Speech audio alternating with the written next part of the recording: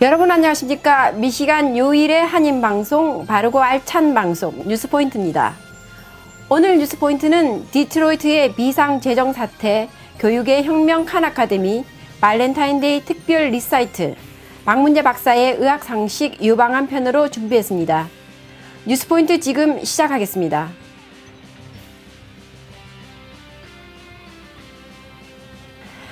네, 미국 자동차 산업의 메카인 디트로이트시가 재정 위기의 늪에서 빠져나오지 못하고 있습니다.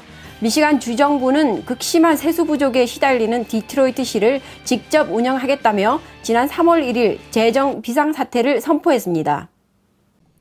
After careful consideration of the Financial Review Team's report, I've determined that a financial emergency does exist in the city of Detroit. Now there are many facts that talk about 공인 회계사이자 게이트웨이의 최고 경영자 출신인 공화당의 릭 스나이더 미시간 주지사는 지난 1일 타운홀 미팅을 열어 디트로이트의 재정난을 방치하면 시민들이 공공 서비스를 받지 못하는 최악의 상황에 직면할 것이라며 곧 비상재정관리자를 지명해 시의 재정관리를 맡기겠다고 밝혔습니다. 그는 지난해 12월부터 감사팀을 운영해 시 재정을 검토해 왔으며 주정부의 관리 및 도움이 없으면 시의 회생이 불가피하다고 설명했습니다. 비상재정관리자는 시 예산안을 승인하고 법적 제한 없이 시 자산을 매각하거나 공직자의 봉급 지급을 연기할 수 있는 막강한 권한을 갖습니다. 그가 단행할 강력한 구조 조정에도 불구하고 재정 적자가 줄어들지 않으면 비상재정관리자는 파산을 신청할 수도 있습니다. 디트로이트시가 파산하면 미국 내에서 전례를 찾아볼 수 없는 최대 규모의 지방정부 파산이 될 것입니다. 현재 디트로이트의 재정 적자는 3억 2,700만 달러, 장기 부채는 무려 140억 달러입니다. 디트로이트는 경제전문지 포브스가 올해 1월 선정한 비참한 미국 도시 순위에서 1위에 올랐고 지난해에는 미국 내 범죄 발생률 1위 도시에 뽑혔습니다. 지난해 디트로이트에서 발생한 살인사건만 386건으로 2011년보다 42건이 증가했습니다. 모두가 제너럴 모터스, 포드, 크라이슬러 등 세계적인 경쟁력을 자랑했던 미국 3대 자동차 회사가 세계 시장에서 밀려나고 세수 부족으로 인한 재정난이 심해지면서 일어난 일입니다. 디트로이트 뉴스에 의하면 디트로이트 재산세를 내는 주민이 절반가량밖에 되지 않는다고 합니다. 올 들어 경찰관, 소방관들을 포함한 수천 명의 강제 무급 휴가를 실시하기도 했으나 결국 시의 운명이 주정부로 넘어가고 말았습니다.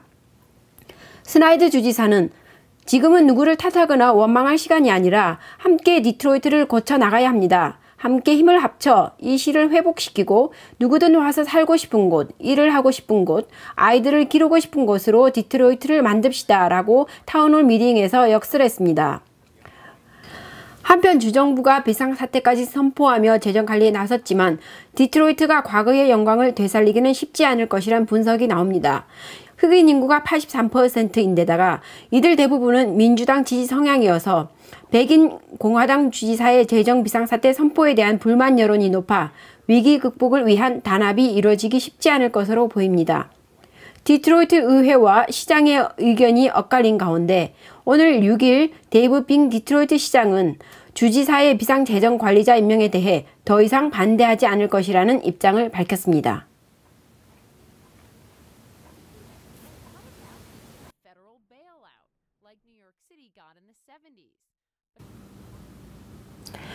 네, 미국에 사는 한인들 가운데 자녀 교육에 관심 없는 사람은 별로 없을 겁니다. 그렇지만 바쁜 이민 생활에 자녀의 공부를 돌봐줄 여건이 쉽지 않죠. 자녀가 저학년일 때는 혼자서도 학교 공부를 잘 따라가지만 중고등학교로 올라갈수록 교과 과정이 점점 어려워지고 누군가의 도움이 필요하게 됩니다.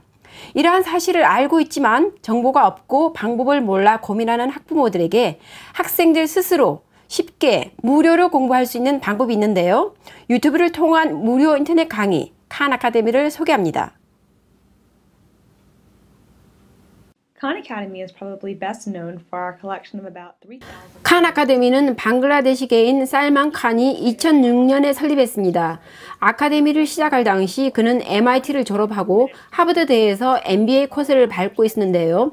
멀리 떨어져 사는 조카에게 수학을 가르치기 위해 강의 내용을 비디오를 찍어서 유튜브에 올린 것이 아카데미 설립의 계기가 됐습니다. 유튜브에 올린 내용의 인기가 폭발하자 칸은 직장을 그만두고 아카데미에 전념했고, 이후 빌 게이츠와 구글이 적극 후원함으로써 칸 아카데미는 무료 온라인 강의의 대명사가 됐습니다. 현재 유치원에서 12학년까지 수학, 생물, 화학, 물리 등 3,900개가 넘는 비디오 도서관이 있는 칸 아카데미의 유튜브 동영상은 조회수가 2억 3천만 회를 넘어설 정도로 인기가 높습니다. 칸 아카데미는 영어는 물론 중국어, 스페인어, 힌디어 등 22개의 언어로 수강이 가능합니다. 설립자 칸은 아카데미 강의가 수강자 편의 위주로 제작되었다고 밝혔는데요. 자신이 MIT와 하버드에서 공부한 경험으로 45분의 강의는 너무 지루하고 강의 시작 후 10분 이후의 강의 내용은 거의 기억나지 않는 사례가 많아 칸 아카데미의 모든 강의는 10분 이내이고 1분이나 2분 정도의 짧은 강의도 있다고 전했습니다. 칸 아카데미는 한 단계 더 나아가 캘리포니아 교육구청과 손잡고 인터넷을 이용한 정규 강좌와 학생 실력 향상을 위한 새로운 프로그램이 시험 진행 중에 있어 학부모들이나 교사에게 크게 환영받을 전망입니다.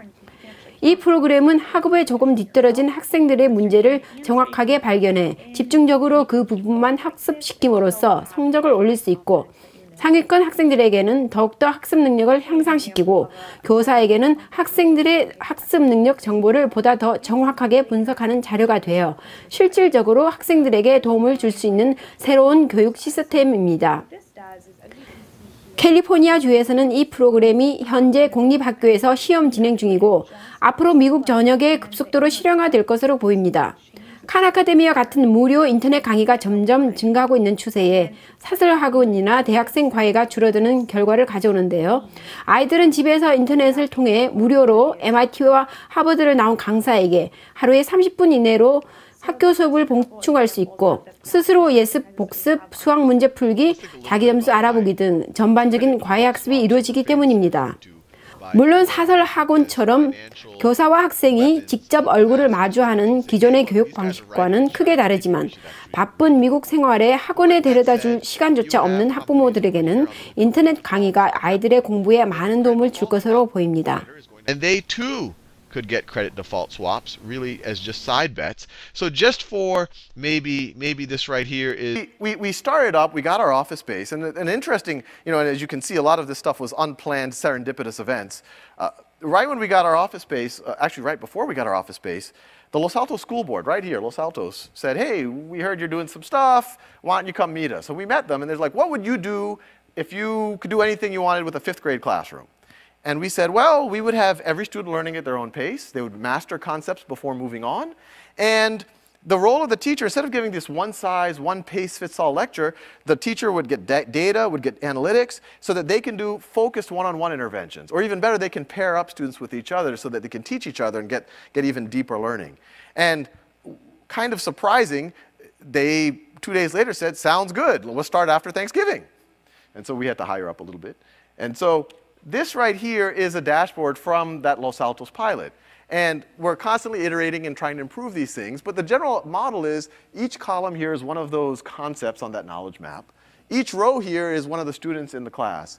Green means, and actually there's a fancier version of this now. This was a few months ago. Green means the student's proficient in it. Blue means they're working on it, but no need to worry. And red means they're stuck. So the model is, hey, instead of one size fits all lecture, why don't I get one of those students who've already mastered exponents level 3 to tutor this student right over here who's having trouble with it. And if that doesn't work, then I as a teacher can go do a focused one-on-one intervention. And what's neat about it is, and we're actually seeing this in the classroom, is it's optimizing the most scarce resource in the classroom, which is actually the time with other human beings. And so now, people talk about teacher to student ratio. What we think we're optimizing is the student to valuable time with the teacher ratio. Or even better, the student to valuable time with other human beings ratio, because you also have the other peers that you're learning from. And in actually one of the pilots, it was interesting, the teacher spent a significant amount of time mentoring a subset of the 5th graders as TAs. 5th graders as TAs. And we wanted to arm them with as much data as possible. And so it should not freeze like this. Let me see. Well, there's a very nice chart that shows up. Well, all right, let's try this again. Oh, there you go.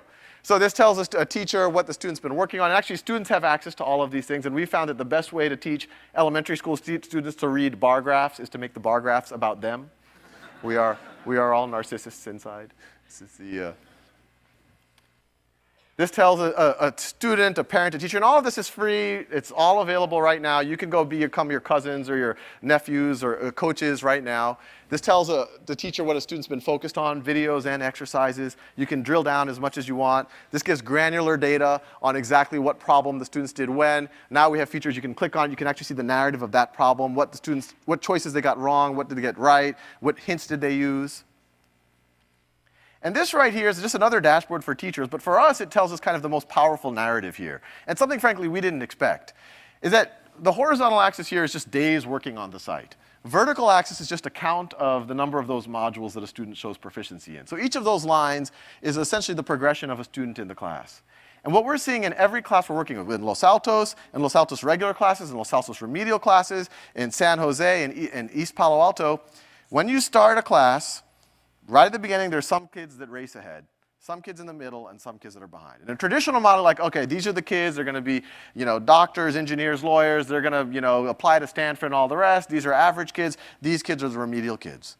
But what we're seeing is if you allow students to work at their own pace, at their own time, and you don't know who these students are, it's really unpredictable. We're going to try to fine-tune the analytics so we can predict this even better. If you give them the chance to build their foundation, start from 1 + 1, all of a sudden, that student, and that blue student is one of them, 10 days into it, slightly below average, actually right out the gate, a reasonable bit below average. After 70-something days, best student in the class. And we're seeing it over and over again in every context, that after 2, 3, 4 months, the best student in the class is often a kid that you thought was a remedial student 2, 3 months ago. And we're seeing it over and over and over again. And just to give you a sense of the energy of these classrooms, because sometimes when you say, oh, computer learning, blended learning, people imagine kind of a Vulcan, Borg reality of kind of things plugged into, and kids just doing this all day. And I'll show you this classroom. And actually, even this classroom, the visuals aren't exactly right, because whenever the press tries to take it, they're like, oh, well, this is what the program is, so we want to film kids doing the program. And we're like, no, no, no. What's cool about this is because this is 10, 20, 30% of class time, it frees up all this other time for peer-to-peer tutoring, for project-based learning, whatever else, but the media always wants to get the kids actually on the computer. So there is that in this footage, but it does capture the energy level in these classrooms. From Mountain View, California, NBC's Kristen Welker has our story tonight. What makes 5th graders cheer? Would you believe math? Yes. I'm starting to really like math now. These kids are learning with the help of Khan Academy, an online school. You got it right. Good job. Videos that are interactive and fun, explaining difficult concepts in a conversational way. And there's a fun story that came out of that when that reporter visited that classroom. She saw a little 5th grader working on trigonometry, normally 11th grade, 12th grade type of material. But she was doing sine, cosine, tangent. She understood the ratios of the triangle. So the reporter sits down next to her and says, so do you think this is 5th grade math? And the girl got a very mischievous grin on her face. And she goes, no, I think it's 6th grade. She's okay.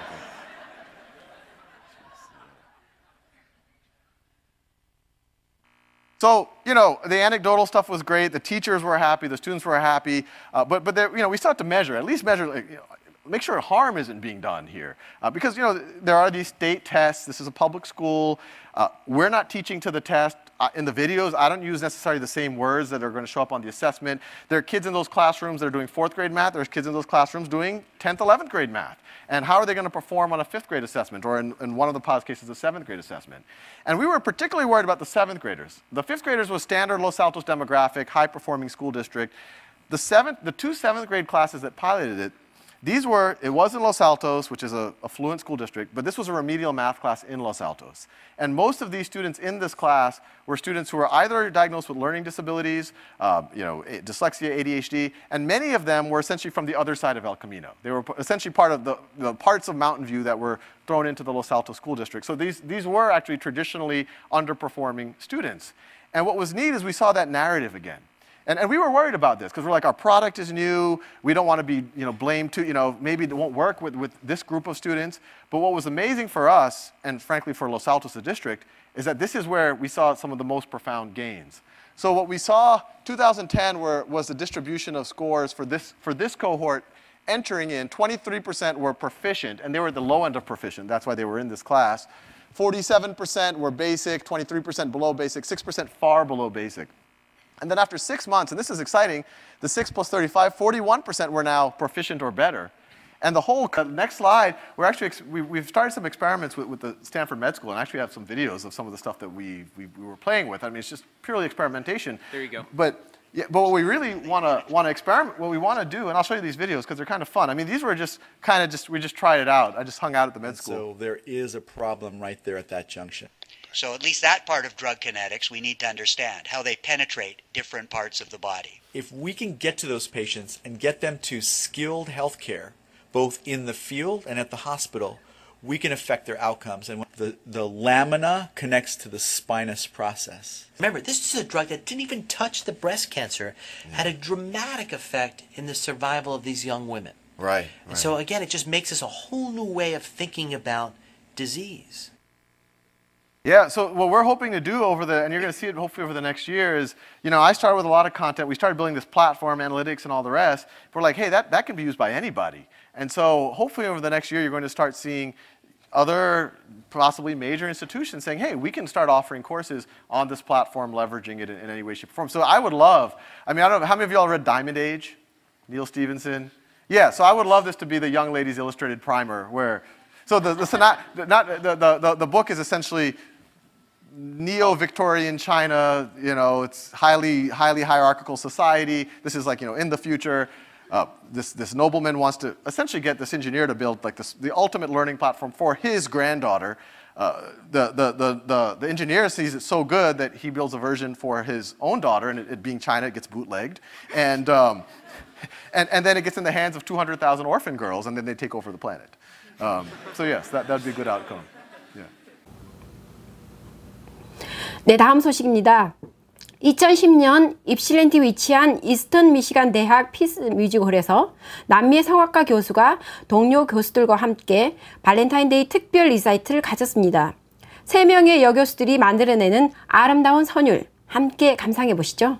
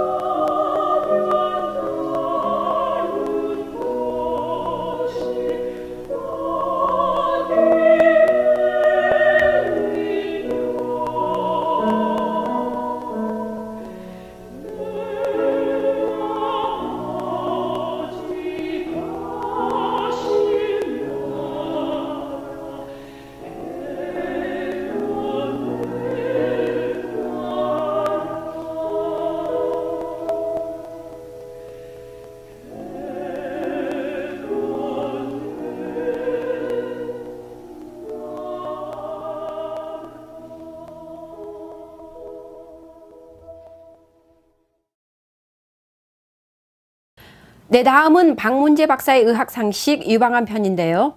50세 이상의 미국 여성 중 1명꼴로 유방암에 걸린다고 하네요. 어떤 사람들이 유방암에 잘 걸리는지, 진단과 치료법은 무엇인지 알아보겠습니다. 박문재 박사가 전합니다. 또 유방암의 특이한 것은 우리가 조기 발견을 하면 치료에 많은 효과를 볼 수 있고 하기 때문에 유방암에 관해서는 우리가 관심을 많이 가져야 하는 암이기 때문에 거기에 대한 말씀드리면 유방암이 지금 미국에 있는 50세 이후의 여성 중에서 유방암 발생률이 그것이 한 2할이 된다 합니다. 10명의 여성, 50세 이후의 여성에서 한 사람이 하여간 유방암을 발생시킬 가능성이 있다. 통계적으로 그렇게 되죠. 상당히 높은 발생률이죠. 그래가지고서는 문제가 되고 있는데 특히 유방암에서 특이한 거는 유전성 관례가 많습니다. 예를 들면은 자매 중에서 유방암이 있으면 그 가정 역사가 있으면 그게 중요하다는 거고, 또 어머니가 유방암이 생겼던 분은 따님들이 걱정을 해야 하고, 요새 어떤 의사들은 암 의사들은 어머니가 환자가 있는데 어머니가 유방암이 확실히 있었고 또 시스터가, 그러니까는 여동생이나 누이가 유방암에 걸렸으면은 그분은 유방암에 걸릴 일이 거짓말 50% 이상이라 합니다. 그러니까 그런 경우에는 아주 유방을 떼어내야 좋지 않느냐, 이런 과격한 말까지 하고 있을 정도로 유전성이 많은 암이 유방암입니다. 또 유방암에서 또 중요한 거는 여성 호르몬 에스트로겐하고 관계가 많습니다. 에스트로겐 레벨이 높으면 그것이 유방을 갖다 자극해가지고 암을 유발하는 경우가 많습니다. 그래서 따라서 예를 들면은 초기 초경이 월경이 처음 생각할 때 나이가 어렸을수록 유방암의 발생률이 높고, 또 임신율이 높을수록 유방암의 발생률이 높고, 또 폐경기가 들어와가지고서는 폐경기 증상을 없애기 위해서 에스트로겐 그 호르몬을 사용하셨던 분은 유방암의 발생률이 높습니다. 이러한 문제를 가지고서 역사라든가 에스트로겐에 관한 문제를 가지고 그런 그 배경이 있으면은 유방암에 관한 관심을 가지고 첫째로 주기적으로 자기가 자기 유방을 갖다가서는 만져가지고선 결절이 있나를 주기적으로 조사를 해야 하고, 또 하나는 이제 멤모그램이라고 하죠. 엑스레이가 있는데 그게 요새 말이 많습니다. 멤모그램을 50세 이후의 여성은 매년 해야 하는 거로서 미국 캔서 소사이티에서 8가지 레코멘데이션이 왔는데, 멤모그램 자체가 엑스레이이기 때문에 그 자체가 유방암을 유발할 수 있는 가능성도 있는 거고 하니까 1년에 매년 꼭 하지 않고 뭐 경년에 한 번씩 하는 게 좋지 않느냐, 이런 말도 많이 나오고 해서 아직 의론이 분분한 문제입니다. 그런데 제 개인의 생각으로는 50대 이후가 되셨고 조금이라도 가정 역사가 있고 조금 말씀드린 대로 에스트로겐에 대한 노출에 경험이 있고 이러신 분들은 꼭 매년 하시는 게 좋습니다.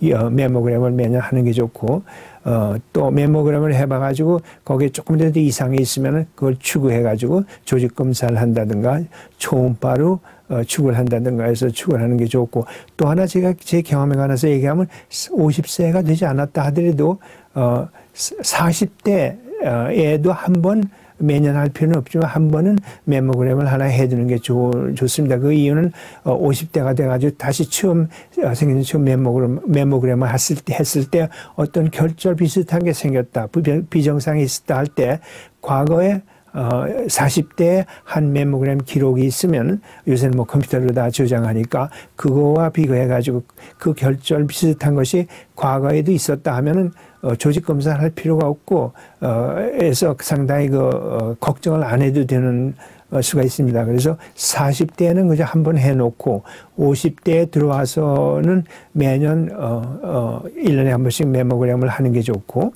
또 특히 부모라든가 자매 중에 유방암에 가족 역사가 있으신 분들은 꼭 1년에 한 번씩 유방암을 하시는 게, 메모그램을 하시는 게 좋습니다. 그리고 메모그램을 해가지고, 양성이 돼가지고 조직 검사를 해가지고 이것이 암이라고 발견이 났으면, 유방암에는 종류가 두어 가지 따로 있습니다. 그러나 유방암의 종류는 있지만 양성은 없습니다. 다 그 악성도의 차이가 있을 뿐이지 다 악성입니다. 그래서 그것이 전이를 하기 전에, 전이를 한다면 처음 전이하는 데는 암핏, 엑실라, 그러니까는 팔 밑으로 이제 임파로 퍼지는데 거기를 체크를 해야 하고, 그 다음에 많이 가는 데가 폐, 간, 또 뼈, 그리고 뇌로 많이 전이합니다. 이렇게 일단 전이를 하게 되면 참 치료하기 곤란합니다.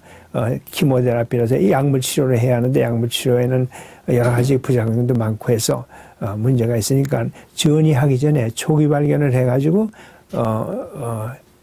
유방 적재 수술을 한다든가 결절 적재를 하는 그런 방향을 해가지고 관심을 가지고 치료를 적극적으로 해야 하고, 또 전이가 됐다 하더라도 초기 같으면은 유방을 절제하고 레디에 방사능 치료를 받고 화학 치료를, 약품 치료를 하면은 치료될 수 있는 가능성이 꽤 있습니다. 많습니다. 초기 발견하면 더욱더 좋지만, 그래서 유방암에 관해서는 제일 흔한 암이고 여성에 있어서 여러 가지 치료의 가능성도 있고 또 진단의 가능성도 어렵지 않고 하니까는 여러분들이 관심을 가지고서는 살펴봐야 합니다.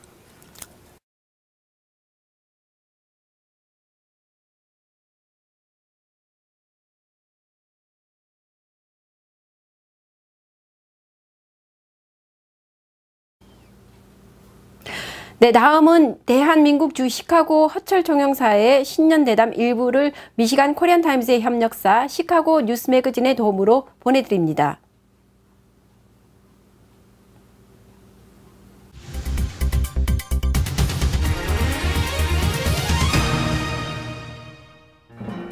여러분 안녕하십니까? 뉴스 매거진의 박원정입니다. 안녕하십니까? 안녕하십니까? 새해 복 많이 받으십시오. 새해 복 많이 받으십시오. 2013년을 맞이한 소감 어떻습니까? 작년 한 해 우리 모두가 어려움이 많았습니다. 그렇지만은 그 중에서도 우리 동포사회가 잘 해냈고 우리 대한민국도 자랑스러운 한 해였습니다. 올해도 동포사회와 모국이 함께 더불어서 더욱 발전해 나가기를 바라는 마음입니다. 네. 먼저 지난해를 잠시 돌아보죠. 헌정사상 처음으로 재외동포 참정권이 부여된 지난 19대 총선에서 미 중서부 지역 13개 지역에서 937명이 투표에 참여했습니다. 그리고 제18대 대선에서는 2,948명이 시카고에서 투표권을 행사했습니다. 재외동포 재외선거 참여에 대해서 어떻게 바라보십니까? 무엇보다도 작년이 재외선거의 원년이었습니다. 그렇죠. 헌법에 보장된 참정권을 재외국민이 행사할 수 있는 기틀이 마련되었다는 점에서 참 의미가 깊었고요. 또 이 재외국민의 이사가 앞으로는 더 충실하게 무게 있게 국정에 반영되어서 동포사회의 권익이 향상된 데 정진하기를 바라는 마음입니다. 그리고 무엇보다도 첫 선거를 치르면서 아무런 잡음 없이 공명선거가 치러져서 참 저도 기쁘게 생각하고 있습니다. 네. 우리 국민들의 민주 역량을 과시한 그런 선거였다고 좀 보고 있습니다. 네. 일각에서 우려했던 동포사회 분열도 없었고요. 네. 더욱이 인상적이었던 것은 20시간 정도 운전을 하고 와서 투표권을 행사한 그런 사람들도 저희가 많이 취재를 했었습니다. 네. 우리 관할 지역이 넓다 보니까 여러 가지 드라마틱한 사연들이 많았죠. 네. 그리고 미국의 최연장자 할머니도 오셨고요. 그렇죠. 예. 그런 의미에서 재외선거의 제도 개선이 필요하고 또 그 참여를 넓히기 위해서 여러 가지 좀 향상될 점이 필요하다고 보는데 어떻게 생각하시나요? 제도 면에서 아주 불완전한 게 사실입니다. 우선 등록을 하는 데 있어서 앞으로 우편 등록을 허용한다든지 아니면 영구 명부제를 허용한다든지 그런 검토가 필요할 것 같고요. 또 투표 자체의 편의를 위해서 투표소를 추가로 여러 군데 설치하는 문제가 검토가 돼야 될 상황이라고 봅니다. 이런 어려움들이 서울의 소관위원회나 정치권에 다 전달이 돼 있으니까 앞으로 검토가 잘 돼 나가리라고 봅니다. 네. 지난해는 또 한미 FTA 비준의 원년 아니겠습니까? 그동안 비준을 위해서 공관의 노력이 적지 않았던 것으로 알고 있는데 한미 FTA 현 주소 어디입니까? 예, 발효한 지 1년이 다 돼가는데요. 발효 후 한 6개월 정도 통계를 보고 저희가 1차적인 판단을 해봤습니다. 이 세계적으로 경기가 침체됐지만은 한미 간의 교역은 거의 안정세였습니다. 한 1% 정도 감소했는데요. 우리 한미를 구별해서 보면은 미국이 수출이 한 7% 정도 감소가 되었습니다. 대한민국 수출이. 네. 그리고 한국은 오히려 한 3.7% 정도 증가를 했고요. 그런데 이 수출이 뭐 별로 증가하지 않았으니까 FTA는 효과가 없는 게 아니냐 이렇게 볼 수도 있는데 사실 그 내부를 들여다보면은 FTA의 혜택을 보는 항목과 보지 않는 항목 간에는 거의 수출입의 한 16, 7% 정도의 차이가 드러났습니다. 네. 예를 들어서 미국 같은 경우에 FTA 혜택을 보지 못하는 항목들은 14% 이상 감소를 했고 혜택을 받는 항목들은 2% 이상 오히려 증가를 했습니다. 네. 이게 FTA 효과라고 저희는 보고 있습니다. 첫 술에 배부를 수 없듯이 일단 좀 지켜봐야 될 것 같습니다. 지난해 그 정부의 FTA 활용 방안 세미나도 인상적이었습니다. 영어로 진행됐다는 점과 또 참여 범위 확대에 대한 아쉬움이 좀 남기는 하는데요. FTA의 실질적 효과를 더 확대하기 위해서 추가로 취하고 있는 조치나 계획이 있으면 말씀해 주시죠. 앞으로도 각 기업의 수요를 구체적으로 파악해서 맞춤형으로 세미나나 설명회나 아니면은 개별적인 연결이나 그런 걸 수행해 나갈 생각이고요. 그리고 올해는 특히 이 다른 분야의 후속 조치가 하나 있습니다. 이 전문직 비자에 관한 문제인데요. 원래는 FTA에 수반되는 효과가 기대되는 그런 항목입니다. 그런데 한 5년 전부터 미국이 그걸 허용하고 있지 않기 때문에 별도로 교섭을 하고 있습니다. 이 문제에 대해서 여러분께 설명을 드리고 동포사회의 지원도 좀 구하고 싶습니다. 제가 우리나라 유학생이 지금 여기 한 7만 3천 명 정도 미국에 와 있거든요.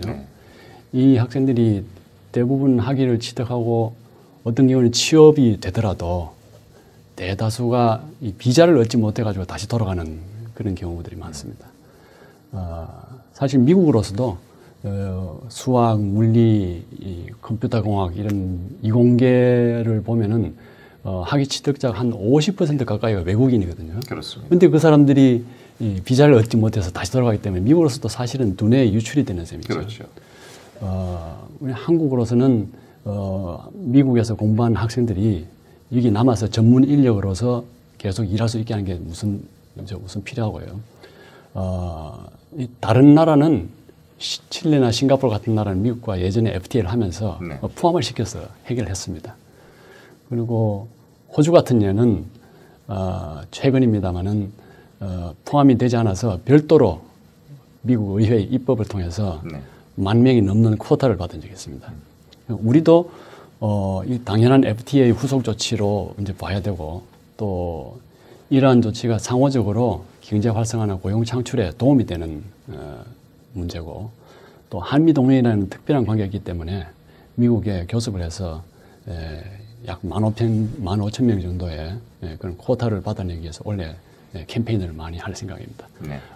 이게 동포 사회의 지위 향상에도 연관이 되는 문제이기 때문에 이해를 하시고 측면 지원을 많이 해주시기를 저희가 기다리고 있습니다. 네, 주목하겠습니다.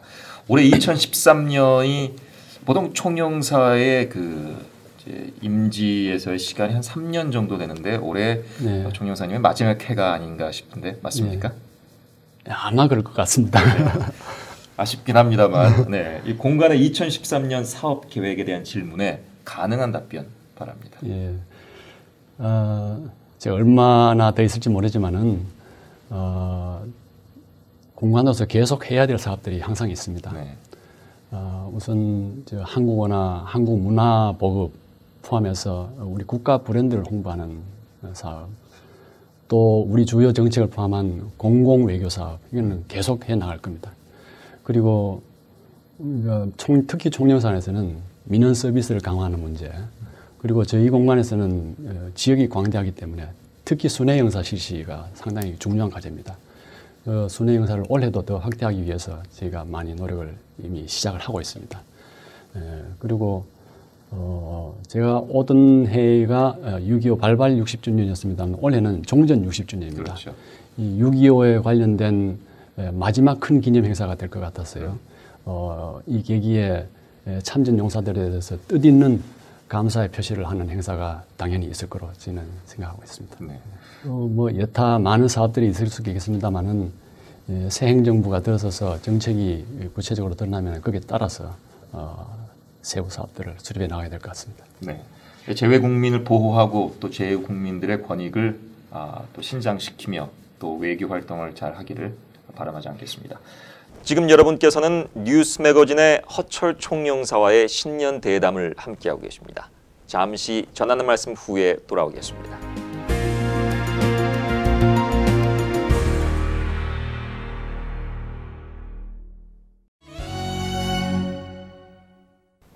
네, 뉴스 매거진의 신년 대담, 허철 주식하고 대한민국 총영사와 함께하고 계십니다. 네, 동포사회 관련 이슈들을 조금 짚어보겠습니다. 재외동포청 설립에 대한 목소리가 큽니다. 시카고를 다녀간 일부 정치인들도 그에 대해서 수긍을 했었는데요. 가까운 미래에 실현을 할 수 있는지 또 어떤 난제가 있는지 말씀 부탁드립니다. 동포청 설립 문제는 1990년대부터 논의가 되어 왔는데 네. 특히 올해는 재외선거가 실시되니까 더 조명을 받고 있는 것 같습니다. 여러 정치인들께서 공감을 하고 계시고 만약 그런 청이 생긴다면은 뭐 틀림없이 동포사회의 이 권익 신장이나 이런 데 편익을 증진하는 데 많은 도움이 있을 것으로 생각이 됩니다. 근데 한편으로는 좀 신중히 검토를 해야 될 측면들이 있습니다. 예를 들어서 1999년에 재외동포의 출입국과 지위에 관한 법률이 제정돼서 그때 동포 비자가 나오고 그렇게 할 텐데요. 재외동포의 지위에 관한 법률이라고 하니까 중국 정부에서 조선족은 중국 국민인데 왜 한국에서 지위를 기준을 하느냐 이게 반발한 적이 있었거든요. 그리고 또 국제법적으로 보면은 이 시민적 정치적 권리에 관한 국제인권 규약이라는 게 있습니다. 그 규약에 따르면은 혈통이나 피부색 이런 걸 기준으로 해서 외국인들을 차별해서는 안 된다는 그런 규약이 있습니다. 네. 우리 같으면은 고려인이나 조선족이나 이런 사람들을 우대를 하게 되는 거거든요. 다른 외국인보다. 그런 면에서 국제 규약이나 또 다른 소수민족들을 포함하고 있는 국가의 소수민족 정책하고 충돌할 여지들이 사실은 있습니다. 그렇기 때문에 만약 청이 설립된다면 수행해야 될 기능을 청을 설립하고 하지 않고도 그런 기능을 수행할 수 있는지 이런 옵션을 포함해가지고 다양하게 검토가 신중하게 진행돼야 될 겁니다. 네. 지금 정치권에서 논의가 계속 되고 있는 상황이니까 그 논의가 되는 상황을 한번 지켜봐야 될 것 같습니다. 네. 현재 65세 이상의 복수국적 취득이 가능합니다. 그 허용 범위의 확대가 검토되고 있는데요. 확대를 위한 과제가 무엇이라고 보십니까? 작년 9월에 허용 연령을 우선 55세로 낮추자는 발의가 됐죠. 네. 현재 국회 결의 중입니다. 복수국적을 확대하는 것은 양당 모두가 공약을 한 사항이고 또 실제로 동포 권익 증진에 아주 중요한 문제이기 때문에 조만간 성과가 있지 않나 그렇게 생각합니다. 저도 개인적으로 이런 요새 같은 글로벌 시대에 국적 때문에 우리 출입국이나 한국과의 교류가 불편해진다. 이런 거는 없어야 된다고 생각하고 가급적 빠른 시기에 적극적으로 복수국적을 확대해 나가야 된다는 그런 생각을 저도 가지고 있습니다. 해외 동포 입장에서는 매우 중요한 사안이긴 합니다만은 한국에 거주하는 국민의 입장에서는 또 다른 생각도 가질 수 있을 것 같아요. 재외선거처럼 말이죠.